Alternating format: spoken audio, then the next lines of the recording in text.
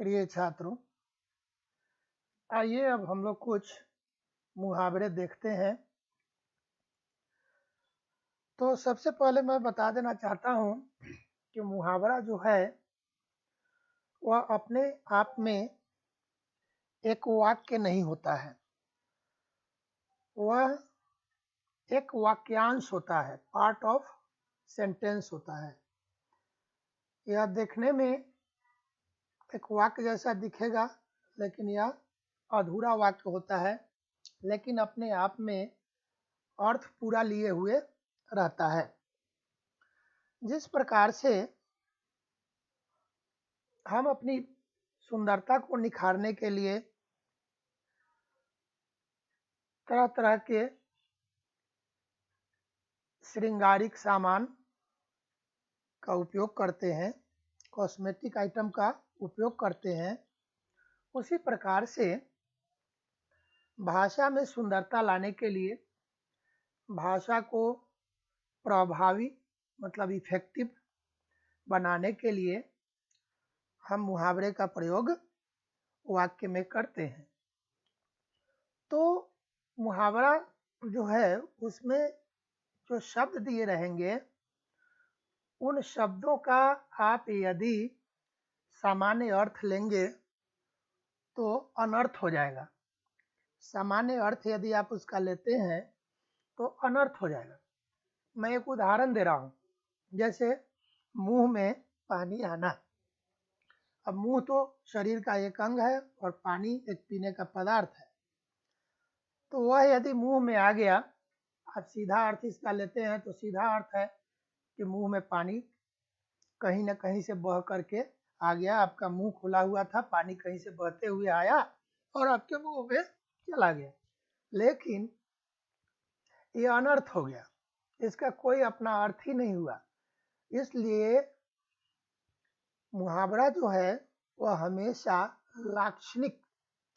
लाक्षणिक का मतलब होता है, लाक्षणिक अर्थ का मतलब होता है कि कहते हैं कुछ और लेकिन उसका अर्थ निकलता है कुछ और।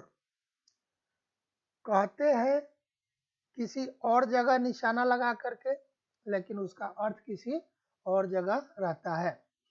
तो यह है मुहावरा। इसलिए कभी भी शब्द का सामान्य अर्थ डायरेक्ट उसका अर्थ लेने की कोशिश नहीं कीजिएगा, नहीं तो वास्तव में यह एक तरह का अनर्थ हो जाएगा। तो आइए अब हम लोग मुहावरा को देखते हैं। तो क्लास 11-12 में जब हमें मुहावरे दिए जाते हैं तो हमें सिर्फ वाक्य बनाना रहता है। यहाँ आप देखेंगे कि मैंने अर्थ भी लिख करके रखा है, लेकिन परीक्षा में आपको अर्थ लिखने की जरूरत नहीं होती है, क्योंकि जब इस मुहावरा से वाक्य बन जाता है तो यह वाक्य ही अर्थ को बता देता है। हमें अर्थ लिख कर बताने की जरूरत नहीं होती है। हम जैसे ही वाक्य बनाते हैं वैसे ही इसका अर्थ स्पष्ट हो जाता है, क्लियर हो जाता है। इसीलिए वाक्य बनाने के लिए जब कहा जाता है तो उसमें कहा जाता है कि वाक्य को ऐसे बनावें कि इसका अर्थ स्पष्ट हो जाए। कहने का मतलब कि अर्थ लिख करके आपको बताने की जरूरत नहीं है, वाक्य बना दीजिए जिससे देखने वाला, पढ़ने वाला, समझने वाला समझ जाए कि इस मुहावरा का अर्थ क्या है। तो यहाँ देखिए लिखा है, अपना सा मुंह लेकर के रह जाना। हर आदमी का मुंह अपना सा ही होता है, किसी गैर से किसी का मुंह नहीं मिलता है। समान अर्थ यही है ना। तो हर समान अर्थ लीजिएगा तो हो गया कि कोई आदमी, कोई व्यक्ति अपना मुंह अपने जैसा ही लेकर के रह रहा है। लेकिन यहाँ ये बात नहीं है। इसका लाक्षणिक अर्थ है कि आप किसी काम के लिए गए, किसी के पास गए, आपने बहुत बड़ी महत्वाकांक्षा लेकर के किसी काम को किया, लेकिन उस काम में आपको सफलता नहीं मिली, वह काम आपका बना नहीं, तो आप निराश हो जाते हैं। तो खास में यही इसका मतलब है कि अपना सा मुंह लेकर के रह जाना। तो अर्थ लिखा है काम न बनना, है ना। तो हम यहाँ, हाँ एक चीज और मैं बताना चाहूंगा कि मुहावरा में क्या करते हैं लोग, खूब लंबा लंबा वाक्य बनाते हैं। जितना लंबा वाक्य बनाइएगा, जितना बड़ा वाक्य आपका होगा, उतनी ही ज्यादा अशुद्धि होगी। तो उन अशुद्धियों से बचने के लिए हमारी कोशिश होनी चाहिए कि हम जितना छोटा से छोटा वाक्य बनावें। तो आइए हम लोग देखते हैं, यहाँ अपना सा मुंह लेकर के रह जाना। तो हम छोटा वाक्य बनाएंगे। राम ने श्याम से कुछ पैसे उधार मांगे, उधार मांगे, उधार मांगे। एक छोटा सा वाक्य हो गया, उधार मांगे। लेकिन क्या हुआ, लेकिन श्याम ने नहीं दिया। तो क्या हुआ, राम अपना सा मुंह लेकर रह गया। इस तरह से हम वाक्य बनाएंगे। अब यहाँ लिखा है उंगली पकड़कर, पहुंचा पकड़ना। उंगली से ऊपर जब हम आते हैं, पहले उंगली का पॉइंट देखिए, वहां किसी ने पकड़ा, धीरे धीरे थोड़ा और ऊपर बढ़ा, पकड़ा, उसके बाद तब आपका हाथ पकड़ा। हाथ पकड़ते पकड़ते ये एल्बो से ऊपर का जो भाग है, एल्बो से लेकर के शोल्डर तक का भाग है, उसको बोलते हैं पहुंचा। यहाँ पहुंचा का मतलब पहुंचने से, अराइवल से नहीं है।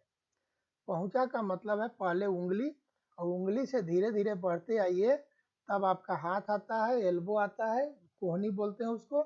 उसके बाद कोहनी और कंधा, शोल्डर और एल्बो के बीच का जो भाग है, उसको पहुंचा कहते हैं।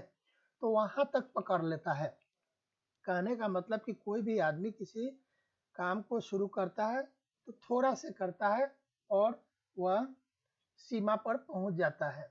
उसी तरह से यह है कि आप किसी आदमी को सिर्फ और सिर्फ 1 घंटा खड़ा रहने के लिए जगह दीजिए, तब वह आदमी बैठना चाहता है।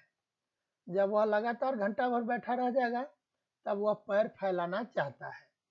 फिर ज़्यादा देर तक वह पैर फैलाए रह गया, तब वह सोना चाहता है। कहने का मतलब कि पहले थोड़ी सी सुविधाएं आप किसी को दे देते हैं, तो वह धीरे धीरे आपसे ज़्यादा सुविधा प्राप्त करना चाहेगा। तो ऐसी परिस्थिति को हम लोग कहते हैं उंगली पकड़कर पहुंचा पकड़ना। तो आइए अब इसको हम लोग वाक्य में प्रयोग करते हैं। एक बार फिर वही कोई ले लीजिए। रोहन ने सोहन को 10 रुपए उधार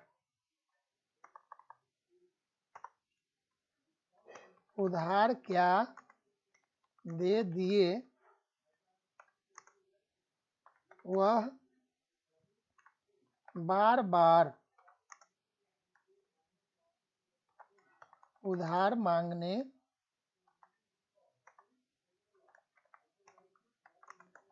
आ जाता है। इस तरह से यह वाक्य हमारा हो गया। अब है अंत बिगाड़ना।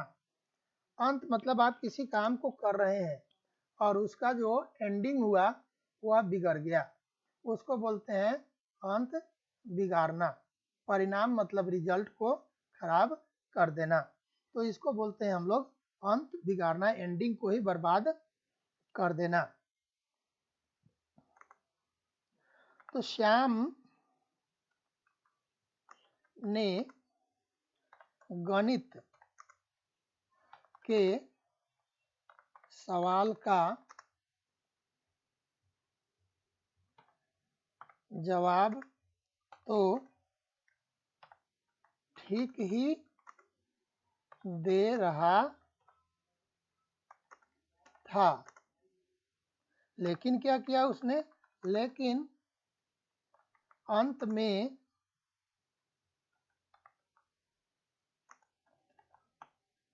उत्तर को गलत लिखकर अंत बिगाड़ लिया।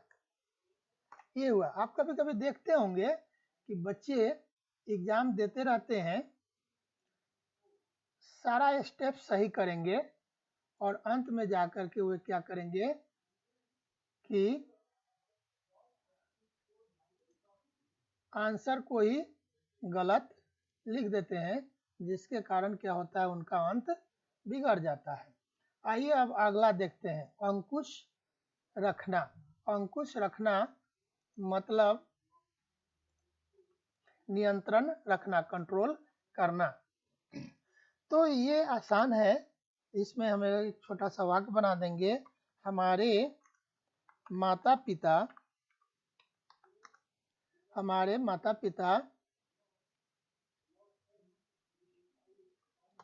हमेशा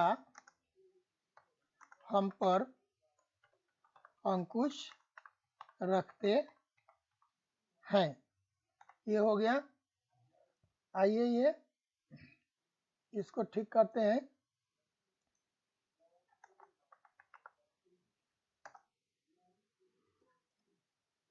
उसके बाद है अन्न जल उठाना या अन्न जल उठना। अन्न जल, इसको ऐसे कर देते हैं हम लोग, अन्न जल उठाना या अन्न जल उठाना। ये एक उल्टा लिखा गया है, ये 5 नंबर कर दीजिए इसको। अब ये है किसी स्थान से संबंध छूटना। कहने का मतलब कि कोई, उदाहरण मैं दे रहा हूँ, कलकत्ता में रह रहा है, कोई कलकत्ता में रह रहा है और अब वह कलकत्ता में नहीं रहेगा। कलकत्ता में जितने दिनों के लिए उसका काम था, उसका काम अब समाप्त हो गया। अब उसे वहाँ से चला जाना है, जहाँ से आया था या किसी दूसरी जगह चला जाना है। तो ऐसे को मानते हैं कि उस जगह से अन्न जल उसका उठ गया, उस जगह से उसका अन्न जल उठ गया, मतलब अब वहाँ का खाना पीना उसे अब नहीं मिलेगा, वहाँ का अनाज और वहाँ नहीं खाएगा और वहाँ का पानी नहीं पिएगा। तो इसको कहते हैं अन्न जल उठना। तो लिखेंगे राम का ट्रांसफर को बोलते हैं स्थानांतरण। ट्रांसफर को बोलते हैं स्थानांतरण, मतलब वह वहाँ कोई काम कर रहा था। राम का, यहाँ एक जगह भी नोट कर दीजिए, कोलकाता से स्थानांतरण हो जाने के कारण उसका वहाँ से अन्न जल, वहाँ से उसका अन्न जल उठ गया। और इस तरह से हमारा यह वाक्य बन गया। अब आइए हम लोग 6 नंबर को देखते हैं। 6 नंबर में लिखा है अंगारों पर पैर रखना। अंगारों पर पैर रखना।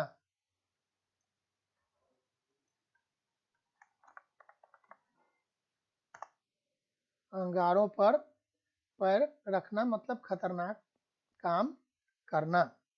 तो आप लोग कभी कभी देखते होंगे सर्कस में एक मौत का कुआं होता है, और उसमें लोग गाड़ी चलाते हैं तो वो खतरनाक काम ही करता है। तो साधारण वाक्य बना देते हैं, मौत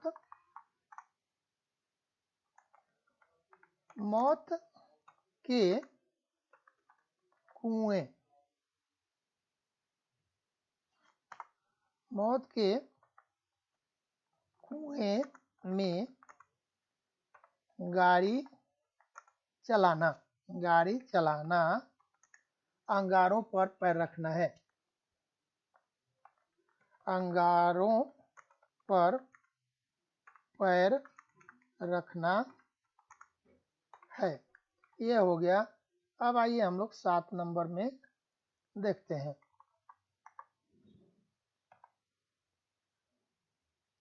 7 नंबर देखते हैं।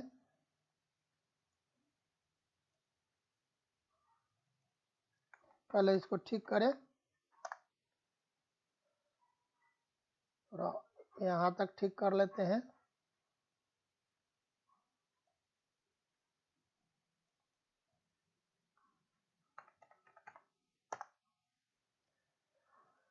तो यहाँ तक हम लोगों ने देखा। अब देखिए, अंधा होना कुछ न सूझना। कहने का मतलब यह है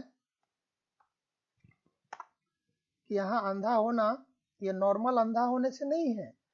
जब दुनियादारी में आप आए हैं तो बहुत सारे ऐसे काम आपको अपने जीवन में करने होते हैं और जो आप उसके तौर तरीके, उस काम के करने के जो तौर तरीके हैं उस तौर तरीके से नहीं करते हैं और आप अपने मन का करते हैं, तो ऐसे लोग कहते हैं कि वो तो अंधा हो गया है ना, उसे कुछ सूझता ही नहीं। लेकिन यह कहने का मतलब यह नहीं है कि उसे कोई चीज दिखाई नहीं देती। सूझता नहीं मतलब उसकी समझ में नहीं आता, उसके पल्ले नहीं पड़ता है। आप जितना कुछ उसे कहिए उसके पल्ले नहीं पड़ता है, इसको बोलते हैं अंधा होना। तो आप लिखिए, राम को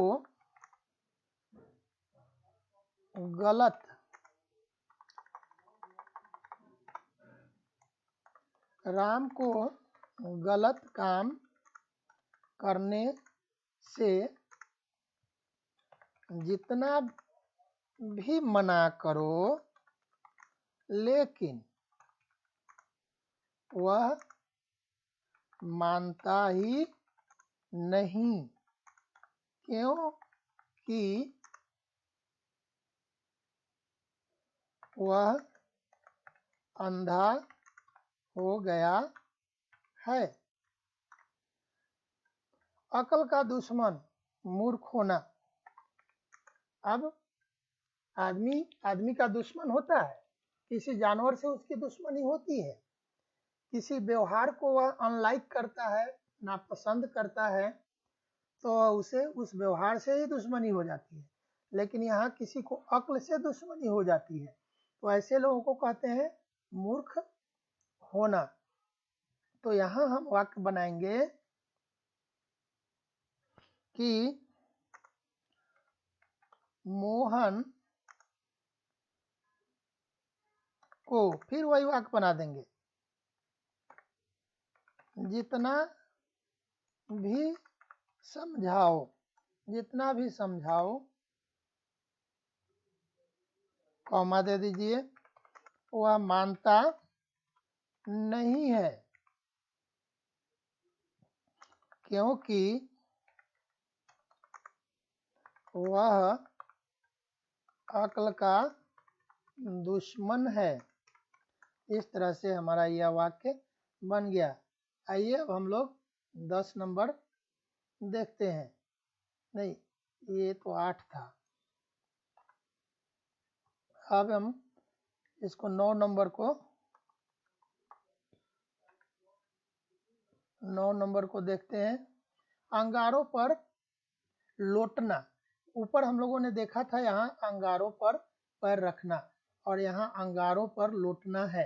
कहने का मतलब कि किसी की तरक्की, किसी की उन्नति को देख करके हम मन ही मन जलते रहते हैं, ईर्ष्या करते रहते हैं, तो उसको बोलते हैं अंगारों पर लेटना।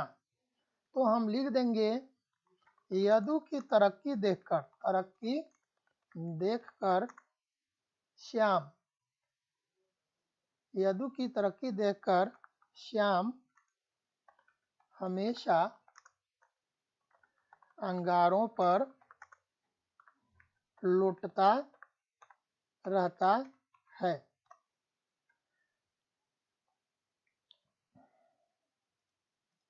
तो आइए हम लोग देखते हैं। एक चीज और मैं यहाँ बता देना चाहता हूँ, कुछ लोग क्या होता है कि ये जो मीनिंग दिए गए हैं ना, जो अर्थ दिए गए हैं, उस अर्थ से वाक्य बना देते हैं, जबकि वाक्य बनाना होता है कि मुहावरा से। प्रश्न में भी दिया गया रहता है कि मुहावरों से वाक्य बनावे, अर्थ से लिखकर वाक्य बनावे नहीं दिया रहता है। और कुछ लोग क्या करते हैं कि इसी से अर्थ से वाक्य बना देते हैं, तो वैसी परिस्थिति में आपको मार्क्स नहीं मिलेगा, क्योंकि आपने प्रश्न को ही फॉलो नहीं किया, इसलिए आपको प्रश्न फॉलो करना पड़ेगा। आइए अब हम लोग 10 नंबर देखते हैं।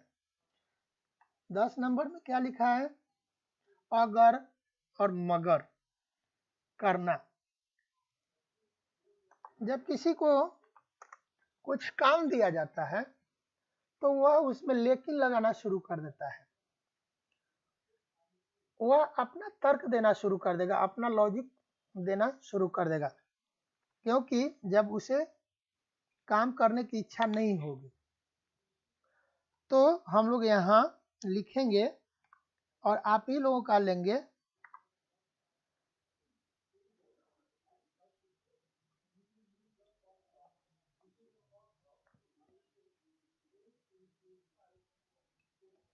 चिराग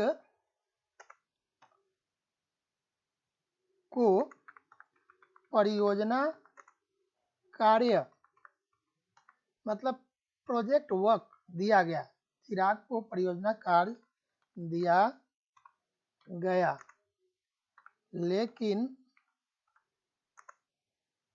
वह आज तक क्या कर रहा है? अगर मगर कर रहा है, अगर मगर कर रहा है, मतलब उसने काम को नहीं किया, टाल मटोल कर रहा है। आइए हम लोग अब 11 नंबर को देखते हैं। 11 नंबर को देखते हैं। इसमें अपना उल्लू सीधा करना, स्वार्थ सिद्ध करना, मतलब निकालना, इसका मतलब होता है। तो यहाँ आप किसी व्यक्ति से दोस्ती करते हैं, लेकिन वह व्यक्ति स्वार्थी है, और जैसे ही उसका मतलब निकल जाता है, स्वार्थ सिद्ध हो जाता है, वह आपसे मुंह फेर लेता है। तो राम से दोस्ती मत करो, आप किसी को सलाह दे दीजिए, क्योंकि वह हमेशा अपना उल्लू सीधा करता है, क्योंकि वह हमेशा अपना मतलब निकाल लेगा और उसके बाद आपको छोड़ देगा। आइए अब 12 नंबर को देखते हैं। अंधेरे में तीर चलाना। हाँ, अब जब भी कोई आदमी तीर चलाता है तो पहले देखता है कि जिस चीज पर हमें तीर चलाना है वह चीज है कहाँ, वह है कहाँ, और उस पर हमारा सही निशाना बैठेगा या नहीं। तो ऐसी परिस्थिति में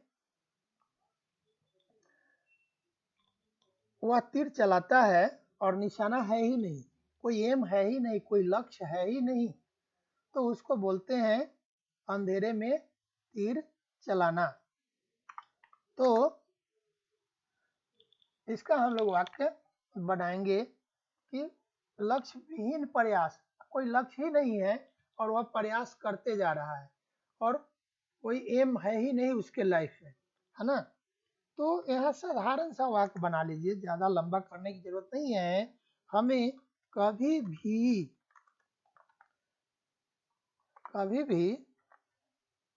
अंधेरे में तीर चलाना नहीं चाहिए। लक्ष्य विहीन काम हमें नहीं करना चाहिए, एम लेकर के ही काम करना चाहिए। तो यहाँ हमारा ये हो गया। उसके बाद अभी आइए 13 नंबर को देखते हैं।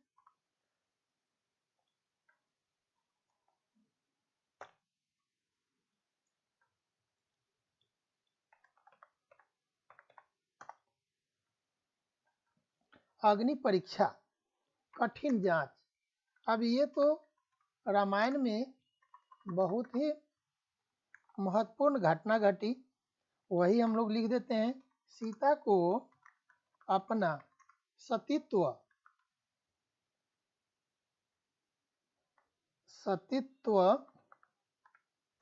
साबित करने के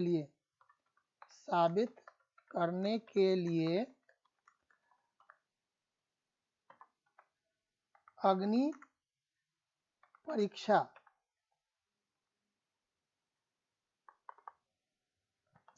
परीक्षा से गुजरना पड़ा।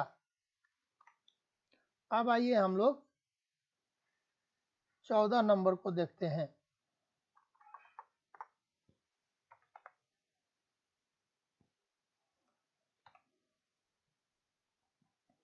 अकल का पुतला, बहुत बुद्धिमान। मतलब कोई आदमी जो है उसका शरीर देख करके आप कह सकते हैं कि वह आदमी जो है अकल का पुतला है। मतलब उसके अंदर में बुद्धि ही बुद्धि भरी हुई है। वह पुतला बोलते हैं पपेट को, है ना। तो वह एक पपेट है, लेकिन वह अक्ल का है, बुद्धि का वह पुतला है। तो ऐसे लोग कहते हैं अक्ल का पुतला। तो वाक्य बना दीजिए। चंदन को छोड़िए, चंदन तो देखने में बिल्कुल सामान्य मतलब सिंपल, सामान्य है, लेकिन वह अक्ल का पुतला है। इस तरह से हमारा यह वाक्य बन गया। आइए अब हम लोग 15 नंबर को देखते हैं।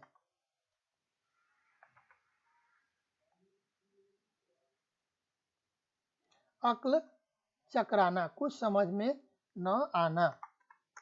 तो इसको भी हम लोग एक छोटा सा वाक्य बना देंगे।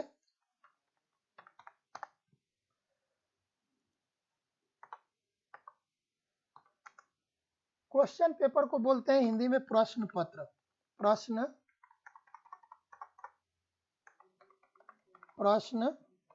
पत्र बोलते हैं, प्रश्न पत्र। क्वेश्चन पेपर को प्रश्न पत्र देखकर तो मेरा अक्ल चकरा गया। इस तरह से हमारा यह एक साधारण सा वाक्य बन गया। अब हम लोग यहाँ से ये जो 16 नंबर जो होगा, ये यहाँ से हम लोग अगले वीडियो में देखेंगे। या ऑलरेडी 30 मिनट का हो गया, लेकिन मैं आप लोगों से यही कहूँगा कि आप लोग इसको ईमानदारी पूर्वक देखिएगा और समझने की कोशिश कीजिएगा, तभी जा कर के आपको समझ में आएगा। और जिन जिन बातों का मैंने जिक्र किया है उन बातों का ख्याल जरूर रखिएगा, क्योंकि मुहावरा से ही वाक्य बनता है। मुहावरा के अर्थ से वाक्य नहीं बनता है। मुहावरा के अर्थ से यदि आप वाक्य बना देंगे तो आपका वाक्य गलत हो जाएगा और वह एग्जामिनर के ऊपर डिपेंड करेगा, वह आपको मार्क्स दे भी सकता है, नहीं भी दे सकता है। वह आपको 0 देने के लिए स्वतंत्र होगा, क्योंकि आपने प्रश्न को फॉलो नहीं किया, क्वेश्चन को फॉलो नहीं किया। क्वेश्चन ने कहा था कि मुहावरों से वाक्य बनाइए, लेकिन आपने वाक्य बना दिया अर्थ से। तो ऐसी परिस्थिति में एग्जामिनर की इच्छा पर निर्भर करता है, वह आपको मार्क्स देने के लिए और न देने के लिए, दोनों ही परिस्थिति में वह स्वतंत्र हो जाएगा।